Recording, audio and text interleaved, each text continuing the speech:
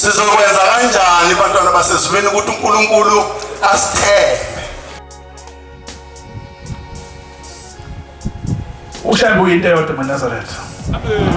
Wathi Nazaretha ngiyakithi kini okanye ngiyacela kini ngithi ushembe lingabomgcoba Nazaretha iwathi nibomphuza wathi ngoba lenkokhelo wathi mawushembe wamgcoba wathi ngaleso sikhathi kuyofika imvula uyofika imgeze aphele yathi kufika ilanga ancibilike aphele yathi uyosinda onayo ushembe umphuzile ngaphakathi wamenze njani ushembe ithi inkosi ngonyaka ka-2006 sisenkanyezini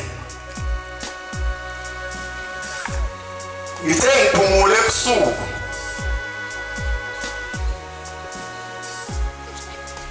ngazibona ngiphuma laphana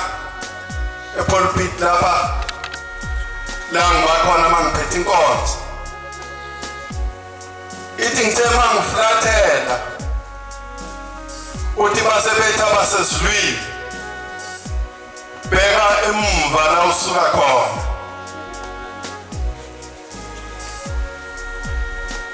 uthi ngase ngiyabheka emva la ngisuka khona uthi ngibone kuvutha umlilo uthi ngase ngiyethuka uthi basebetha basezulwini ungethuki nathi sasingena kuvutha kanje kholwa wena unyaka hlalo onyazini ma ungahlele onyazini zokweduka ngeke wenzeke lutho kodwa kusuka namhlanje ungayibheki inhlansuthi nalo-ke igama abantwana basezulwini elingadluli kimi ungayibheki inhlansuthi ngoba ngikhumbule ngelinye ilanga inkosi uThingo ikhuluma ithi bantwana basezulwini sekuthiwa nginibheke ezulwini lelo ngikhulunyiswa amagama akhulunywe inkosi uNyazi lezulu ekhaya lethu uthi uNkulunkulu ephethe inkonzo esiyala ekhaya lethu ngonyaka ophelile njengoba kade esekhaya lethu uthi angithembi muntu noyedwa ingakho ngikhetha ukuthi ngizenzele noma yini angithembi muntu noyedwa sizokwenza kanjani bantwana basezulwini ukuthi uNkulunkulu asithembe mhlawumbe bengifanisa lento ekhaya unonkosikazi nihleli niganene unkosikazi nendoda bese ungamthembi umngakho